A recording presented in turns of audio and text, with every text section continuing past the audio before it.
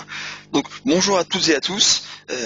Donc merci de vous être inscrits à cette présentation.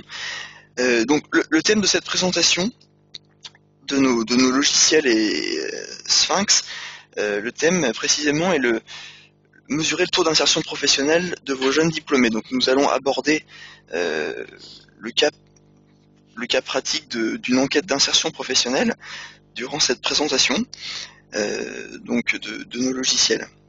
Donc nous allons nous appuyer sur ce thème-là pour vous présenter le logiciel et d'autres options. Donc il est sûr que les personnes dont c'est le métier de réaliser les enquêtes d'insertion professionnelle vont apprendre, je l'espère, quelque chose de ma présentation, puisqu'on va également présenter quelques nouveautés Sphinx dans le cadre de cette présentation.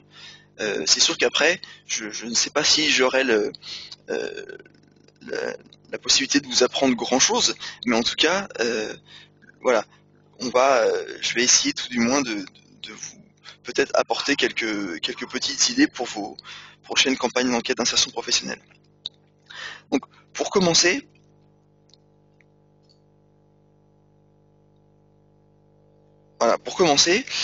une rapide présentation de la société Sphinx.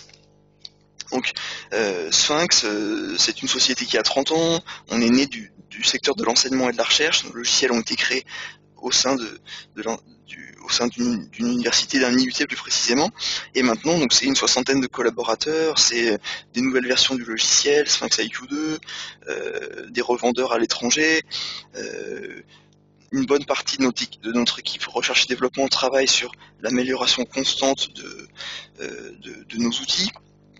C'est un grand nombre d'enquêtes en ligne, enquêtes d'insertion professionnelle. La dernière fois, on parlait de l'évaluation des enseignements en ce qui concerne le secteur de l'enseignement et de la recherche. Un grand nombre de formations dispensées par nos formateurs certifiés et également des études et des enquêtes réalisées par notre département Sphinx Institute. Donc, qu'est-ce que nous proposons? Notre société Sphinx, on est là pour vous proposer et vous vendre des logiciels qui vont vous permettre de réaliser des enquêtes, analyser des données. On est là également pour vous proposer et vous vendre des formations à ces outils-là, des formations, on va dire, de premier niveau jusqu'à des formations avancées en analyse de texte, en analyse quantitative, multivariée. Et puis on a également le troisième le pavé correspond à notre département d'ingénierie des enquêtes qui s'appelle Sphinx Institute et qui est là pour vous aider, vous accompagner dans la réalisation de tout ou partie de votre projet. C'est le cas, j'en parlerai tout à l'heure, des enquêtes d'insertion. On a certains clients, des écoles d'ingénieurs, des écoles de commerce, des universités, des observatoires d'université ou des lycées, qui réalisent des enquêtes d'insertion professionnelle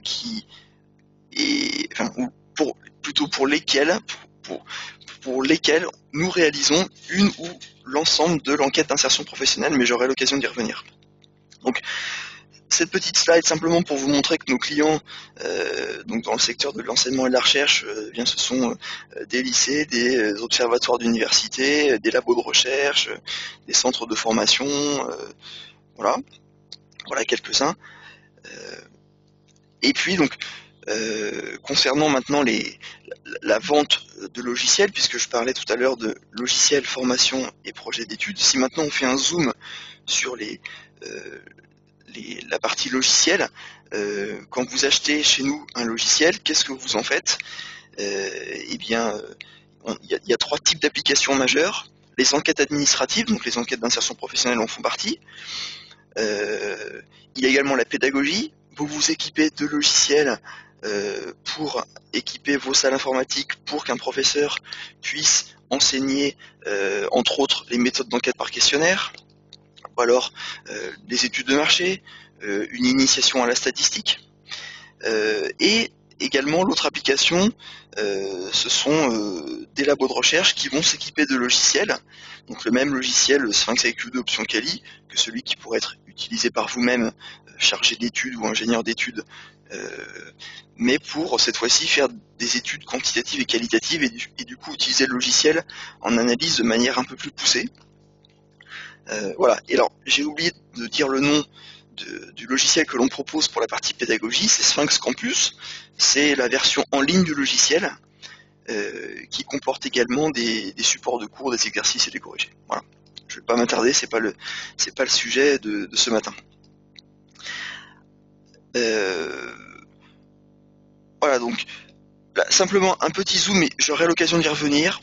Avec Sphinx IQ2, on parle d'enquêtes responsive design, des enquêtes qui s'adaptent au support utilisé par le répondant, des nouveaux types de questions, j'y reviendrai également, et puis également des nouveaux modes de diffusion des enquêtes.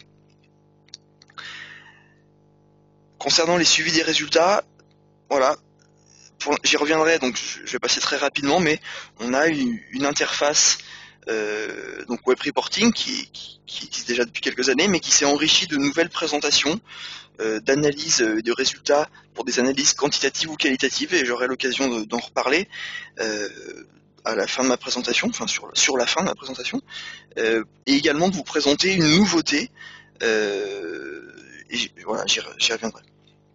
Alors, première slide pour rentrer vraiment dans le vif du sujet. Donc, je vais commencer juste après celle-ci à rappeler un peu le contexte. Qu'est-ce qu'une enquête d'insertion professionnelle? Voilà, certains d'entre vous le savent peut-être même mieux que moi, même c'est même pas peut-être, c'est sûr, mais je vais rappeler le contexte.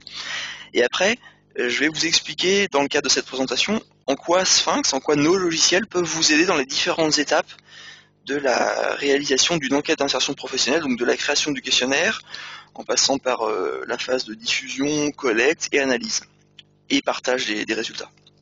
Et puis après, je vous expliquerai comment concrètement on peut vous aider, et qu'est-ce qu'on peut vous proposer pour vous équiper complètement, vous équiper un peu plus, parce que vous êtes peut-être déjà équipé de nos solutions. Voilà, donc l'objectif de l'enquête d'insertion. À quoi sert cette enquête d'insertion professionnelle? Donc, en gros, celle-ci va permettre à l'établissement, une école, une université de connaître la situation et le parcours professionnel des diplômés après qu'ils aient quitté l'établissement, qu'ils aient été diplômés, et voilà, donc suite à leur sortie de l'établissement. Donc, ça va permettre d'étudier la facilité d'insertion professionnelle et les emplois occupés. Est-ce que l'étudiant a trouvé un emploi rapidement après son diplôme, ou plus ou moins rapidement? Quel emploi il occupe? Quel type de contrat même, on verra par la suite. Mesurer peut-être la satisfaction à l'égard de ce diplôme. Est-ce qu'il en est satisfait? Est-ce que ce diplôme, est-ce qu'il y a une adéquation entre le diplôme qu'il a validé et le métier qu'il a trouvé? Et puis ces enquêtes d'insertion, elles permettent également d'améliorer la formation, du coup, de mettre en évidence des éventuelles améliorations que l'université, que l'école, que l'établissement pourrait apporter pour faciliter l'entrée dans la vie professionnelle des futurs diplômés. Voilà. Alors, là, juste quelques slides pour parler de trois gros points qui me semblent importants sur les enquêtes d'insertion professionnelle. Quand on parle d'enquête d'insertion professionnelle, on va parler de périodicité de l'enquête. Est-ce qu'on fait une enquête à partir de quand, combien de temps on laisse après que l'étudiant ait été diplômé pour diffuser une enquête? Est-ce qu'on diffuse une seule enquête? Est-ce qu'on diffuse plusieurs enquêtes? Alors, il y a plusieurs manières de faire, mais globalement, déjà, pourquoi est-ce qu'on fait ces types d'enquêtes? C'est parce qu'il y a aussi une obligation ministérielle. Le ministère de l'Éducation, enfin de l'enseignement, nous impose surtout aux établissements, aux universités par exemple, eh bien de faire remonter des chiffres concernant l'insertion professionnelle. C'est le cas pour les DUT, les licences pro et les masters. Et ce qui se fait, ce qui est proposé ou demandé, c'est de faire un questionnaire entre 18 et 30 mois après l'obtention du diplôme. Voilà. Et ce, en une seule enquête. Donc on va interroger un étudiant en lui envoyant un seul lien vers un questionnaire, en lui demandant, en gros, qu'es-tu devenu à 18 mois et à 30 mois après que tu aies été diplômé chez nous. Voilà. Après, il y a plusieurs autres niveaux de cadrage ou autres demandes qui vont demander justement aux établissements, aux aux écoles, aux universités, et bien de faire remonter ces chiffres, ces résultats concernant l'insertion professionnelle. Il peut y avoir l'HCERES qui va demander, elle, pour d'autres diplômes, peut-être une autre période à respecter, mais ça peut être également des demandes au niveau de la région, au niveau régional, au niveau local. Un autre exemple, la conférence des grandes écoles, elle, qui réalise des enquêtes d'insertion professionnelle auprès de un peu plus de 120 écoles, me semble-t-il, ou un peu plus, pour les diplômes d'ingénieurs. Voilà, donc l'obligation ministérielle, et puis sinon d'autres obligations par d'autres entités pour que les établissements fassent remonter à ces différentes entités les taux d'insertion des étudiants. Mais ces taux-là, ces informations-là, elles sont bien sûr très importantes pour les écoles, les universités qui vont communiquer dessus pour mettre en avant leur formation et communiquer sur les sites internet des universités, des écoles, le fait que les étudiants arrivent rapidement à l'emploi, soient satisfaits de leur emploi, etc. Alors, très rapidement, dans les enquêtes d'insertion, on va demander, on va poser des questions qui vont permettre de faire afficher un taux net d'emploi, un type de contrat, le salaire brut annuel moyen. On va poser différentes questions pour afficher ce qu'on va appeler des indicateurs. Après, il peut y avoir les indicateurs classiques qu'on va retrouver à peu près sur l'ensemble des fiches de synthèse de l'ensemble des universités et écoles qui vont communiquer sur l'insertion de leurs diplômés. Et puis après, en fonction des diplômes, bien sûr, et en fonction de vos établissements, de vos diplômes, vous allez mettre en avant des indicateurs spécifiques, peut-être le nombre d'étudiants travaillant à l'international si le diplôme est spécialisé sur l'international, ou voilà, que sais-je. Alors voilà, j'ai pas fait l'inventaire de l'ensemble des indicateurs puisqu'on retrouve souvent les mêmes, et je suis pas allé chercher des spécifiques, mais voilà. Et ces indicateurs dans Sphinx, concrètement, ça va correspondre à vos variables, à vos questions. Là, on va rentrer plus dans le concret, dans le comment réaliser, comment ça se fait concrètement, et quelles sont un peu les différentes étapes avant de vous montrer concrètement une enquête et puis d'autres choses dans le logiciel. Alors, avant d'administrer les enquêtes aux étudiants, on va aller voir qu'est-ce que l'on a dans nos bases, dans les bases existantes de l'université, de l'école. Alors ça peut être Apogée ou d'autres bases. Souvent on a des informations relatives à l'étudiant, des informations relatives aux parents, puisque l'étudiant souvent est encore lié au foyer familial. Donc on va essayer de voir quelles sont les informations qu'on a, numéro de téléphone, adresse, numéro de téléphone fixe, portable, etc. Après, pour essayer pour tenter de valider toutes ces informations-là, on peut passer par une phase d'information et de consolidation des coordonnées des étudiants par email ou par téléphone.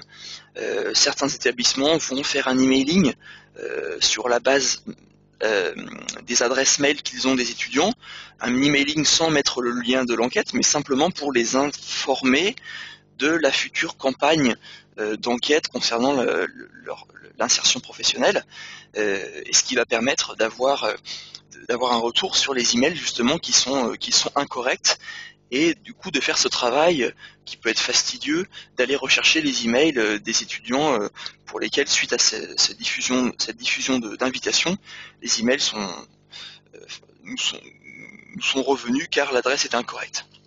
Après, certains établissements vont décider de faire une campagne par téléphone et d'appeler chaque étudiant pour les informer qu'à telle date, dans 30 semaines, eh bien, les étudiants ils seraient sollicités par email pour répondre à une enquête en ligne, mais également peut-être par papier. Voilà. Donc le but, c'est de confronter les informations que l'on a concernant sur les coordonnées des étudiants pour voir si elles sont encore valides. Ça permet aussi de faire du lien avec l'étudiant, et puis d'aller à la pêche aux adresses, aux numéros de téléphone pour celles et ceux dont on n'a plus ces informations-là. Donc après, la troisième étape, ça peut être, et c'est souvent le cas, mais voilà, la diffusion de cette fameuse enquête d'insertion professionnelle par emailing. Donc, alors comme je vous le disais tout à l'heure, soit on va faire une enquête à 18 mois et après une enquête à 30 mois, soit on va envoyer une seule enquête dans laquelle on va poser des questions sur où en êtes-vous à 18 mois, où en êtes-vous en 30 mois. ou alors après certains lycées vont faire une enquête à 1 an après qu'ils aient reçu leur diplôme, et puis après à 4 ans.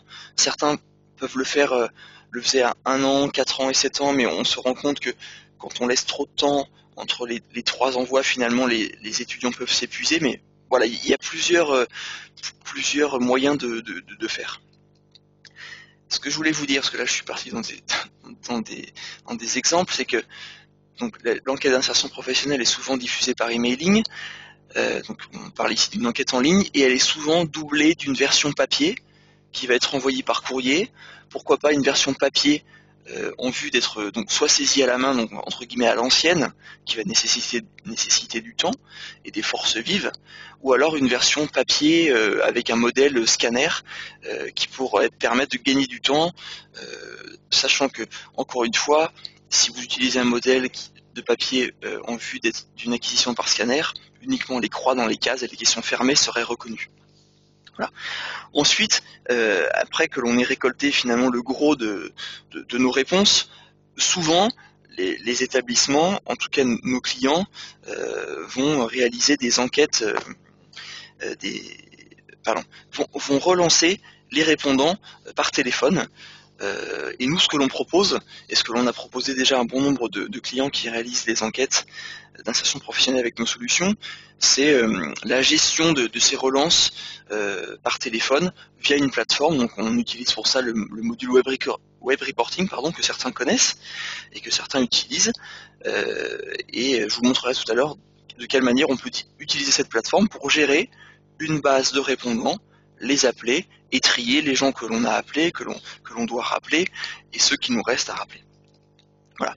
Ensuite, la dernière partie, ça va correspondre à l'analyse des données que l'on a recueillies. Alors souvent, ces analyses, elles sont assez simples, dans le sens où on va souvent présenter des tableaux à plat sur un salaire net moyen, un taux d'insertion, un type de contrat, etc. Je dis simple parce que souvent, on peut avoir un bon nombre de questions fermées. On peut également faire des tris, bien sûr, mettre une question filtre pour avoir des résultats suivant un master en particulier, etc. Donc je vous montrerai ça. Alors, avant, donc, ce que je vais faire maintenant, c'est que pour rentrer dans le vif du sujet, je vais vous montrer ici une enquête. Et je vais commencer simplement par le logiciel, vous montrer rapidement. Je ne vais pas vous faire une démonstration du logiciel. Le but, c'est de vous présenter un petit peu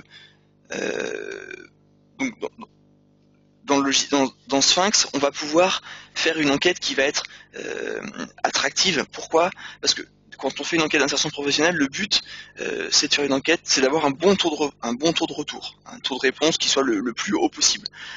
Pour ça, Sphinx peut vous permettre de faire une enquête qui soit graphiquement, qui corresponde à votre charte graphique, qui soit sympa, qui soit dynamique. Et pour ça, je vais vous montrer quelques petites nouveautés qui vous permettent de faire un formulaire assez sympa pour capter l'attention de l'étudiant et qu'il puisse répondre à votre enquête. Donc, je vais aller retourner simplement dans ma boîte mail pour cliquer sur le lien de l'enquête que je me suis envoyé tout à l'heure. Alors, ça permet simplement de remontrer, certains le savent, d'autres ne le savent pas, quand on fait une enquête d'insertion professionnelle, on peut également être amené à faire une enquête multilangue. Et dans ce cas-là, dans Sphinx, on va faire une enquête. On va demander à l'outil de faire la traduction. Il est toujours conseillé de faire une passe puisque la traduction, le moteur utilisé, c'est Google Trad. Mais ensuite, vous aurez dans une seule enquête, une enquête en plusieurs langues. Et le logiciel va pouvoir gérer les différentes langues de l'enquête. Donc moi, je vais me connecter. Je suis français, donc je clique sur le drapeau de ma langue.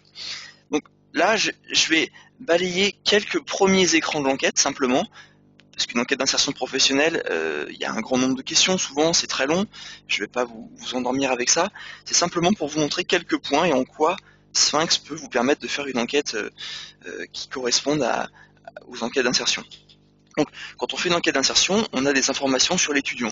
On peut savoir quel est le diplôme qu'il a obtenu, on peut avoir des informations personnelles sur quelle est son adresse, ou l'adresse de ses parents, son numéro de téléphone, etc. Donc il y a des informations qu'on peut faire apparaître qu'on peut décider de faire apparaître dans le logiciel, dans l'enquête, pardon. Donc quand l'étudiant va se connecter, il peut voir qu'il a obtenu un master de droit de la santé. On peut lui confronter éventuellement son adresse. Est-ce que son adresse actuelle c'est bien toujours celle-ci, le 10 rue des Arabies à Annecy? Si ce n'est pas le cas, on peut lui demander qu'il nous indique la nouvelle adresse. Moi j'ai présenté l'adresse, ça pourrait être le cas d'un diplôme, c'est simplement pour vous montrer la possibilité de faire apparaître des informations sur une enquête, d'accord, et d'offrir la possibilité à l'étudiant de les modifier. Alors, on a également la possibilité, donc voilà, on va pouvoir faire afficher les informations dans un menu déroulant, mettre voilà, ici des modalités dans un menu déroulant également. Ce que je voulais vous montrer, voilà, c'est ici. On peut faire apparaître classiquement les modalités comme avec des boutons radio ici, comme l'on a historiquement, ou alors plutôt un bouton qu'on va appeler pavé, qu'on va souvent retrouver plutôt sur des enquêtes en mode tablette. Et puis ici les conditions d'affichage pour faire un questionnaire dynamique afin que l'étudiant ne voit que les questions qui le concernent. Ici si je fais suivant, toujours pareil, on a ici les conditions d'affichage et puis on pourrait avoir dans une enquête d'insertion professionnelle une question qui demanderait de préciser les 3 principaux concours auxquels vous avez candidaté et on demanderait aussi d'ajouter un ordre d'importance dans le choix. Donc on pourrait glisser ici le premier diplôme, le deuxième et le troisième en fonction de l'importance qu'ils avaient. Alors là je peux en mettre que 2, peut-être avais-je oublié dans le logiciel de régler le nombre de modalités à 3, peu importe. Je voulais vous montrer ce nouveau type de questions fermées, multiples, ordonnées. Voilà. On pourrait être amené également à poser des questions concernant la satisfaction de l'emploi que l'étudiant a trouvé. Votre emploi vous satisfait-il au niveau de son contenu? Et donc là on dirait voilà, plutôt oui. Maintenant, de sa localisation, tout à fait. De sa rémunération, tout à fait. Et de ses perspectives de carrière, tout à fait.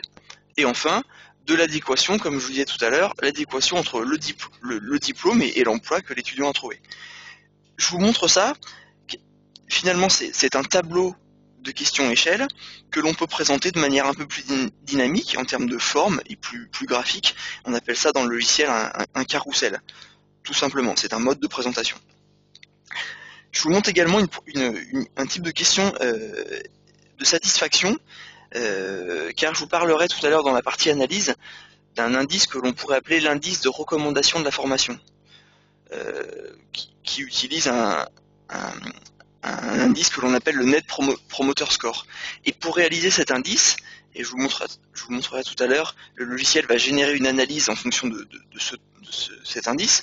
Il faut que dans votre enquête, vous ayez une question relative à justement à la satisfaction, à savoir est-ce que l'étudiant eh bien, recommanderait cette formation qu'il a suivie à un ami, à un de ses collègues. Et dans ce cas-là, il faut pour cela poser une question de type échelle entre 0 et 10. Ça me permet également de vous montrer ce nouveau type de présentation, encore une fois graphique, que vous pouvez mettre sur votre enquête. Je parlais tout à l'heure des enquêtes, une enquête qui permette d'obtenir un bon taux de retour. Pour ça, Sphinx, depuis un petit moment déjà, certains peut-être le savent, d'autres ne le savent pas encore, car peut-être n'ont-ils pas encore la dernière version Sphinx IQ2, mais dans le logiciel, lorsque vous allez cliquer sur le bouton tester, vous allez pouvoir visualiser votre questionnaire suivant une visualisation en mode écran ou en mode tablette ou en mode smartphone. Tout ça pour vous montrer que les enquêtes faites avec Sphinx IQ2 et publiées sur nos serveurs Sphinx Online ou sur une plateforme peut-être chez vous à jour, c'est-à-dire en version 4, vous allez pouvoir obtenir un questionnaire qui va être ce qu'on appelle en responsive design et qui va s'adapter à la taille de l'écran. Donc vous voyez qu'ici, en mode écran, j'avais ici des boutons radio pour les modalités master, etc. Et là, maintenant, j'ai plutôt des pavés. Et si je passe maintenant en mode smartphone, eh bien, je vais également avoir des pavés ici, mais qui ne seront pas sur un tableau avec 2 colonnes, mais sur une seule colonne.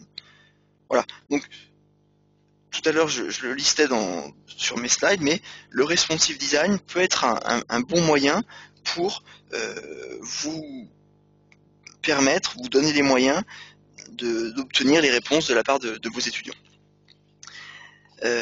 Maintenant, je vais simplement revenir sur cette slide-là. Tout à l'heure, je vous ai montré une enquête dans laquelle, sur la première page, donc c'est une enquête que je m'étais fait envoyer sur ma boîte Gmail, comme vous pouvez faire pour vos étudiants. Et dans l'enquête, mon diplôme était indiqué. J'avais également mon adresse. Voilà, ça, vous allez pouvoir le faire au moment de l'emailing dans votre compte Sphinx Online. Vous allez tout d'abord devoir importer la liste des emails des étudiants que vous souhaitez contacter, et vous allez également pouvoir précharger l'enquête d'informations personnelles sur les étudiants, peut-être leur date de naissance, leur numéro de téléphone qui vous servirait à la fin de votre phase de collecte pour relancer les étudiants qui n'auraient pas répondu, le téléphone fixe, peut-être celui des parents, et puis le téléphone portable de l'étudiant, et ici le diplôme. Voilà. Donc, quand on importe ce fichier dans l'environnement d'emailing, eh bien, là où on va même rédiger le message que l'étudiant va recevoir, ça va se comporter comme ça. On a ici, donc dans mon exemple, mes 11 destinataires avec les informations personnelles sur les étudiants. Et ensuite, dans l'envoi, donc ici c'est une copie écran, mais c'est la copie écran de ma page, de mon adresse, de mon compte Gmail. C'est simplement pour vous montrer également que les informations personnelles sur les étudiants m'ont permis de faire apparaître des informations sur mon formulaire, mais également de personnaliser le message à destination de l'étudiant. On aurait également pu faire apparaître le nom du diplôme. J'ai simplement ici décidé de faire apparaître la civilité, mon prénom et mon nom. Voilà, donc ça c'était pour l'envoi du questionnaire aux étudiants. Alors maintenant, ce que je vais vous présenter ici, c'est une plateforme dans laquelle, après avoir diffusé l'enquête, aux étudiants, on va pouvoir, via le module Web Reporting qui est compris dans l'hébergement Sphinx Online, mettre en place une plateforme de ce qu'on appelle gestion des relances des diplômés qui n'ont pas répondu à l'enquête après quelques semaines de diffusion de celle-ci. Donc pour cela, je vais me connecter à cette plateforme pour vous la montrer en direct. Donc cette plateforme, elle a été faite dans l'environnement Web Reporting. Ce que j'ai fait ici, c'est que j'ai créé un login et un mot de passe pour me connecter comme c'est peut-être votre cas, vous aviez entre guillemets embauché plusieurs étudiants et que vous aviez créé pour eux des accès restreints. Donc moi je me connecte en tant que téléopérateur 1. J'aurais pu mettre mon prénom, Johan, ok, et dans ma base, là dans le cas d'un exemple, j'ai pas beaucoup de travail à faire, mais j'ai 9 contacts, 9 étudiants pour lesquels je n'ai pas de réponse. Et dans cette base, l'ingénieur d'études, le chargé d'études m'a préparé une base dans laquelle j'ai 3 liens. Une base avec les étudiants à contacter, et dans ce cas-là, en cliquant ici sur le petit crayon, j'ai accédé à l'enquête vide pour le moment, mais correspondant à l'étudiant Laurent, ensuite à l'étudiant Aurélie, Serpil, etc. J'ai leur prénom, le numéro de téléphone, j'ai l'email. Là, ce qui va me servir, c'est le numéro de téléphone, puisque dans cette base, quand je vais l'utiliser, je vais devoir avoir mon téléphone à côté de moi, composer le numéro, je vais cliquer sur ici la fiche de Laurent, j'accède au même questionnaire que celui qui a été envoyé, j'ai simplement ajouté cette petite variable valider, rappel ou échec, ce qui fait que valider, si j'arrive à l'avoir au bout du fil et qu'il m'indique qu'il a quelques minutes à me consacrer, je vais pouvoir dérouler l'ensemble de mon questionnaire qui est le même que celui qu'il aurait reçu par mail mais auquel il n'a pas répondu. S'il me dit non, je ne suis pas disponible, eh bien je vais cocher rappeler et la fiche de Laurent ira dans la base étudiant à rappeler. Et échec si jamais je n'ai pas réussi à l'avoir. Voilà.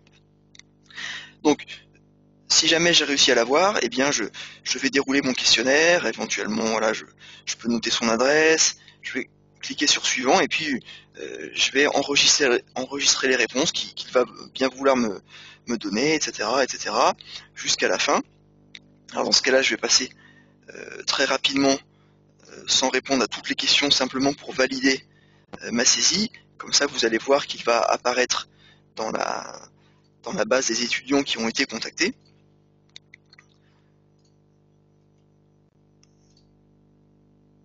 Voilà, suivant. Et j'enregistre. Donc dans les étudiants contactés, si je ne me suis pas trompé, il devrait apparaître. Donc je m'étais déjà inscrit en faisant un test avant cette présentation. Donc il y avait une ligne voilà, concernant Johan. Et là, Laurent, l'étudiant a été contacté. Donc si je retourne dans mon compte et dans la table des réponses complètes, eh bien j'aurai l'ensemble des réponses dans chacune des colonnes correspondant à chacune des variables. Dans les étudiants à contacter, je ne suis plus que maintenant que sur 8 observations. Voilà, je peux avancer et peut-être qu'au bout d'une heure, 2 heures, 3 heures, à la fin de la journée, tous les étudiants que je devais contacter auront été contactés. Voilà, étudiants à rappeler, donc petit rappel, c'est si j'avais coché rappel dans mon questionnaire et que l'étudiant m'indiquait qu'il n'était pas disponible. J'aurais également pu rajouter une variable sur le questionnaire,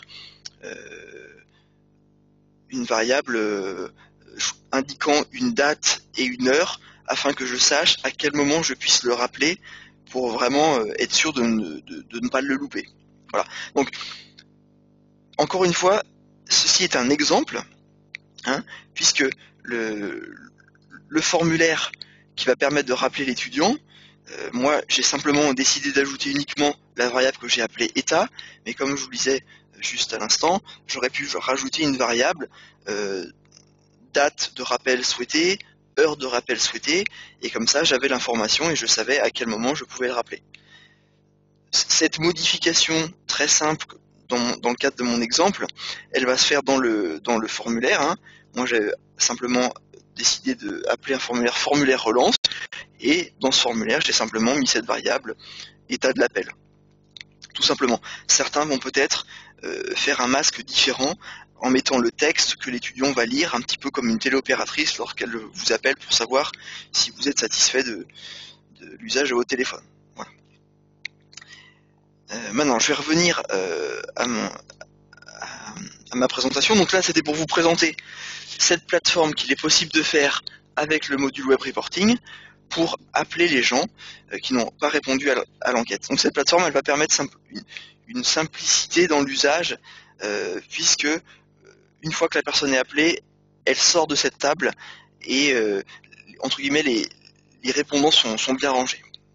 Voilà. Maintenant, je vais parler de la plateforme de partage, mais surtout, avant de vous la montrer, je vais vous parler je vais m'en servir pour vous montrer quels sont les différents types d'analyses que l'on peut faire dans le logiciel. Donc, je vais me connecter toujours à un web reporting, mais celui-ci différent, qui va présenter les différentes analyses que l'on peut faire dans Sphinx. Puisque ces analyses que je vais vous présenter, elles ont été faites dans le logiciel. Donc, je pourrais d'ailleurs commencer par vous montrer des analyses très simples qui sont faites dans le logiciel Sphinx et qui ont été publiées en ligne et que je vais pouvoir vous montrer dans le web reporting. Et je vous montrerai également d'autres vues dans ce web reporting, notamment des vues qui sont générées automatiquement, des nouveautés, de nouvelles présentations, et puis une nouveauté concernant la mise en forme des graphiques. Donc, dans mon logiciel, si j'ai lancé le dépouillement automatique, et bien pour chacune de mes variables, et bien j'ai déjà des indicateurs à présenter, puisque ici j'ai des graphiques avec le diplôme obtenu, est-ce que la formation a suivi, est-ce que la formation a été suivie dans le cadre d'un contrat de travail, etc.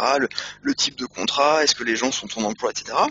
On peut également aller faire ses propres tableaux et générer un graphique sur la situation professionnelle au 1er décembre 2015, celle un peu plus tard, quel est le type le statut d'emploi à cette date, etc. Donc voilà, des graphiques, est-ce que les gens travaillent plutôt en France ou à l'étranger, le temps de travail, un croisement entre le salaire et le master. Voilà, donc là je peux faire mes analyses et les publier en ligne. C'est ce que j'ai fait. Ici, donc là j'ai mon dépouillement automatique. J'ai également mes tableaux de bord personnalisés, les mêmes que je vous ai montrés mais que j'ai publiés en ligne. Pourquoi les publier en ligne? Parce qu'on peut être amené à les partager auprès de plusieurs acteurs de l'université, des responsables de formation, voilà, des responsables de diplôme. Voilà. On peut également, dans ce web reporting, afficher les résultats ici au global. On est sur 502 observations, 502 réponses d'étudiants qui proviennent de différents masters de droit de santé, des affaires, publiques, etc. Et cet environnement va permettre en dynamique, pour les personnes qui le consultent, eh bien d'aller voir les résultats concernant un master en particulier.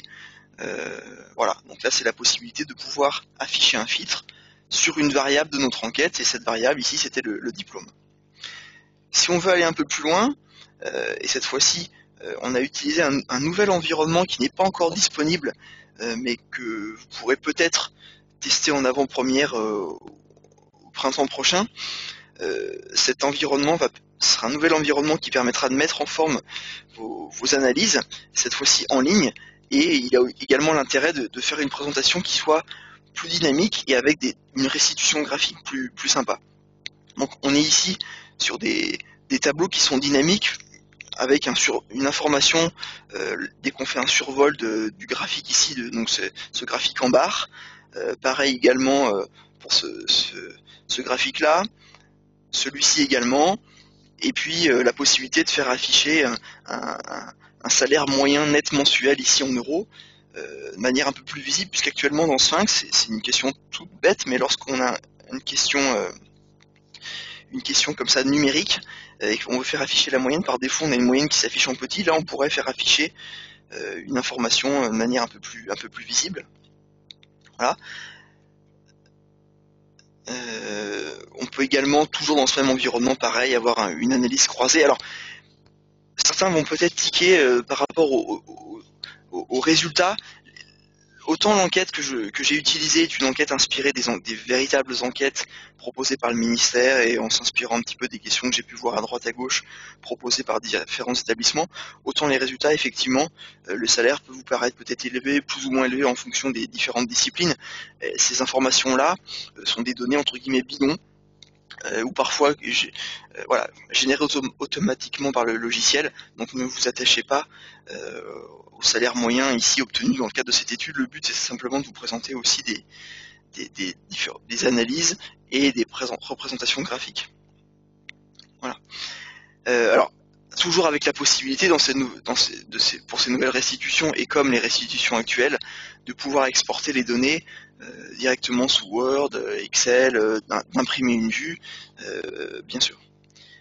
Alors, l'analyse de la satisfaction, dans l'enquête que je vous avais montrée, je vous avais également présenté un tableau de questions de satisfaction présenté en mode carrousel, où on demandait la satisfaction concernant le contenu de l'emploi de l'étudiant, de la localisation de l'emploi, de sa rémunération, de ses perspectives de carrière et de son adéquation, donc adéquation emploi avec le M2 qu'il avait validé. Voilà un type de représentation sur un graphique type araignée qui permet de voir son niveau de satisfaction sur différents points. Alors encore une fois, on pourrait imaginer qu'un étudiant soit un peu plus satisfait. Donc les notes étaient sur 4. Ici, la note maximale est de 2,6. Voilà, c'est un exemple, encore une fois, qui n'est pas véritablement réel. Je vous parlais tout à l'heure de la possibilité, dans une enquête d'insertion professionnelle, on pourrait également poser la question en allant plus loin, sur la satisfaction du diplôme qu'il a validé. Eh bien, on pourrait également utiliser ce que Sphinx met en avant et propose directement dans Web Reporting, c'est une vue qu'on appelle la vue NPS chez nous, c'est le Net Promoter Score, qui est plutôt destiné, on va dire, au secteur, on va dire, le secteur de l'entreprise, puisqu'on parle souvent, on dit que le Net Promoter Score, vous avez une petite indication ici, je vais faire afficher le détail. Le Net Promoter Score est un indicateur de fidélité permettant de mesurer le niveau de recommandation d'un client pour une marque.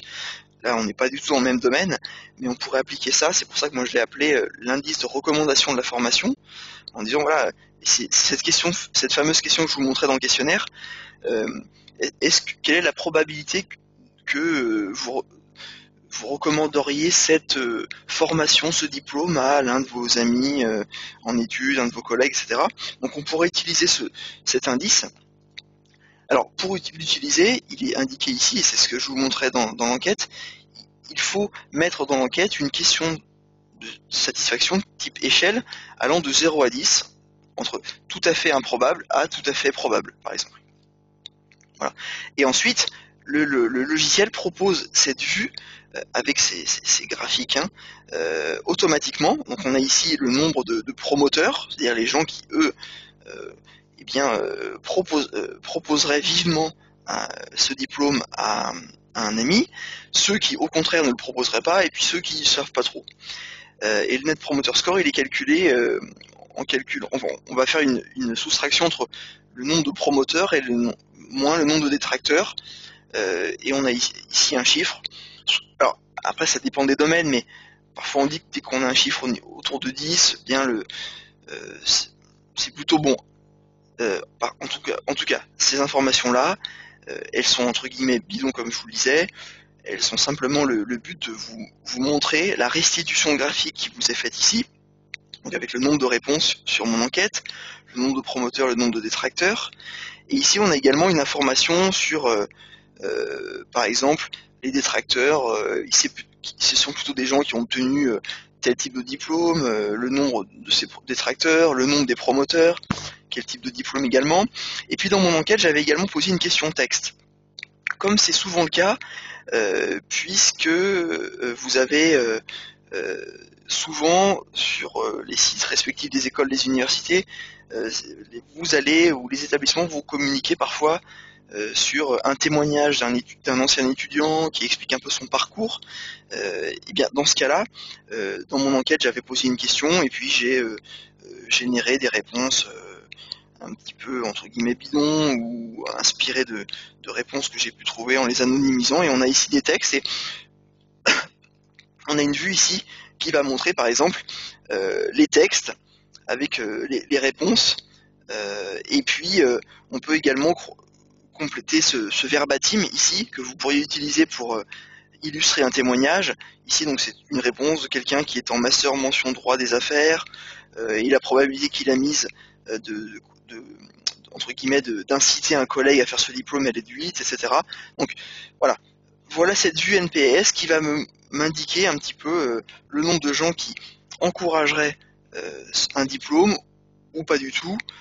Et puis des informations, si on a une variable texte dans cette enquête, eh bien on peut croiser également la réponse à la question texte qu'il a faite pour aller chercher des gens satisfaits, puisque là dans votre cas ce serait mettre en avant des témoignages d'anciens étudiants satisfaits de la formation qu'il a obtenue chez vous.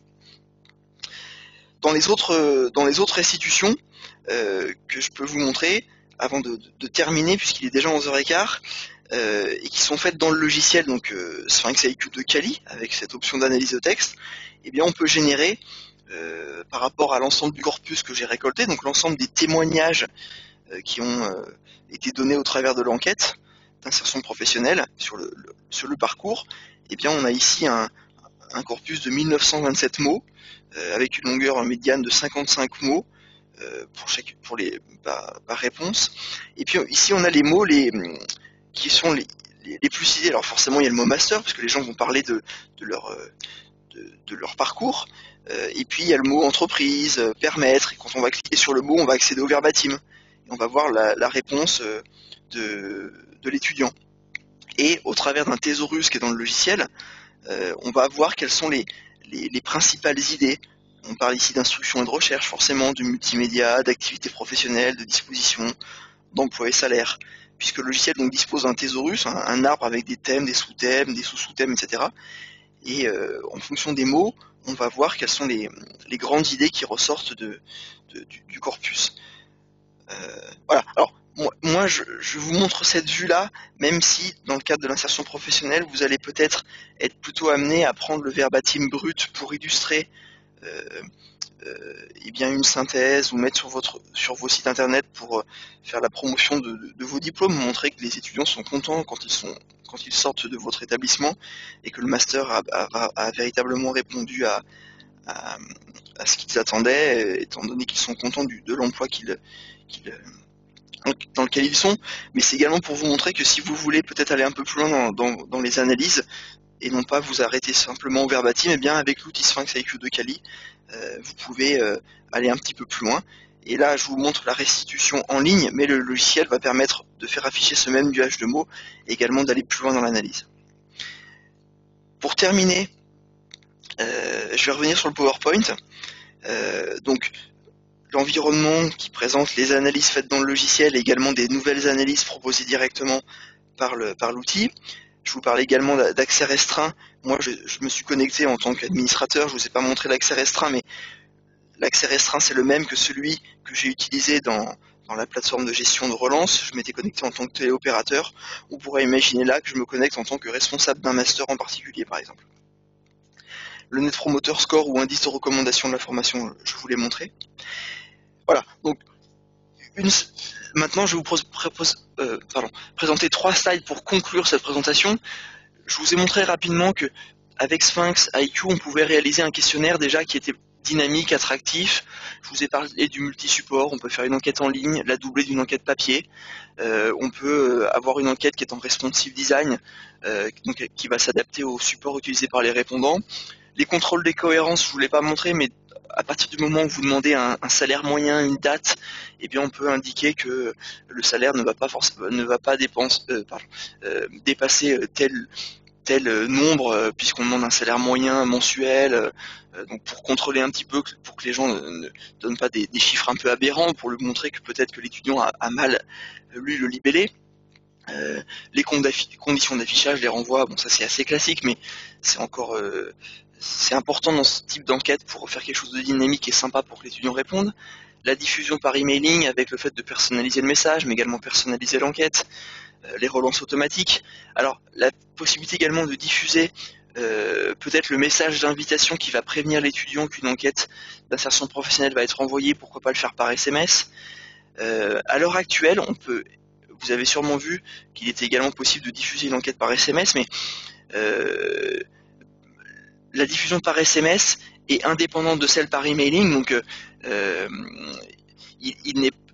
si vous diffusez par SMS et par emailing, vous allez devoir gérer 2 bases d'envoi, mais la diffusion par SMS peut être intéressante, peut-être pour déjà informer l'étudiant qu'une campagne va lui être envoyée, également de vérifier quels sont les numéros qui vous reviennent.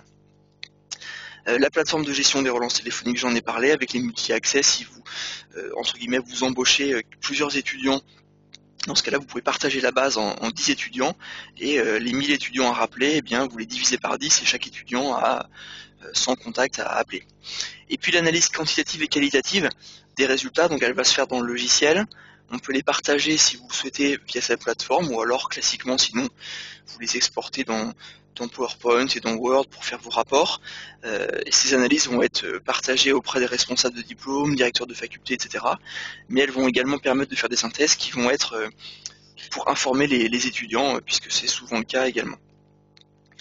Alors maintenant, rapidement et pour terminer, en quoi nous est-ce qu'on peut vous aider?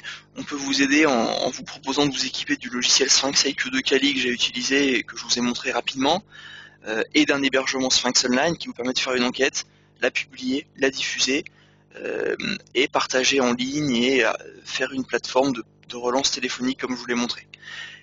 Le logiciel, c'est bien, si vous le connaissez un petit peu, ou si vous connaissiez l'ancienne version, peut-être que vous pouvez vous dépatouiller vous-même. Après, nous, on vous encourage toujours à vous former au logiciel, soit une formation standard, au travers d'enquêtes d'exemples, ou alors sur vos propres données, et comme ça, vous gagnez du temps. Voilà. Et puis sinon, vous pouvez également nous confier vos projets. Je vous le disais tout à l'heure, au sein de Sphinx, nous avons une équipe d'une dizaine de chargés d'études qui sont des experts qui utilisent le Sphinx tous les jours pour faire des enquêtes dans différents domaines, pas uniquement dans le secteur de l'enseignement et de la recherche, mais dans tous les domaines, qui pourront vous apporter de l'expertise, du conseil, qui sont spécialisés dans l'analyse quantitative, qualitative. Voilà, donc nos chargés d'études réalisent déjà des enquêtes d'insertion professionnelle ou une partie d'enquête d'insertion professionnelle pour des écoles, pour des universités, pour déjà un bon nombre de clients. Voilà. Donc voilà pour ce qui est de ma présentation. J'espère que donc elle vous aura intéressé. J'espère que pour les personnes qui sont déjà spécialisées dans le domaine et bien plus que moi, puisque c'est votre métier, c'est fait partie de vos tâches quotidiennes. Eh bien, j'espère que j'aurai pu vous apprendre quelques petites choses, soit méthodologiques ou au moins une petite fonctionnalité nouvelle du logiciel. Pour les autres, j'espère que j'aurai été clair également et que j'aurai pu vous apporter des pistes pour vous aider à vous lancer dans votre campagne d'insertion professionnelle ou faire votre prochaine campagne. Voilà, le but, c'était j'espère que j'ai réussi un petit peu de vous présenter nos outils, mais au travers d'une application plus concrète auquel vous êtes a priori confronté. Voilà, donc je vous laisse mes coordonnées. Donc j'imagine que vous les avez déjà, peut-être que certains d'entre vous ne les avez pas. Donc mon email yproto@lesphinx.eu, mon numéro de téléphone, donc il s'agit de ma ligne directe. Mon collègue Théo, j'ai vu durant la présentation, a répondu déjà à quelques demandes. S'il n'avait pas pu répondre à quelques-unes de vos demandes, eh bien soit c'est moi qui vous répondrai directement, ou alors lui après qu'on en ait discuté tous les deux. Je vais essayer, nous allons essayer de vous recontacter dans les plus brefs délais, simplement pour vous écouter et puis voir si vous avez des questions. Une enquête de satisfaction va également vous être envoyée. Voilà, donc n'hésitez pas à me dire si ça vous a plu, à me dire si ça ne vous a pas plu, à me mettre des précisions pour que lorsque je vous appelle, je sache à quoi m'attendre, ou alors plutôt de quoi vous parler. Voilà. Je vous souhaite une bonne journée. Je vous remercie encore une fois de votre participation à ce webinaire. Et je vous dis à bientôt. Et puis, bon travail avec Sphinx pour celles et ceux qui l'utilisent déjà. Merci beaucoup. Au revoir.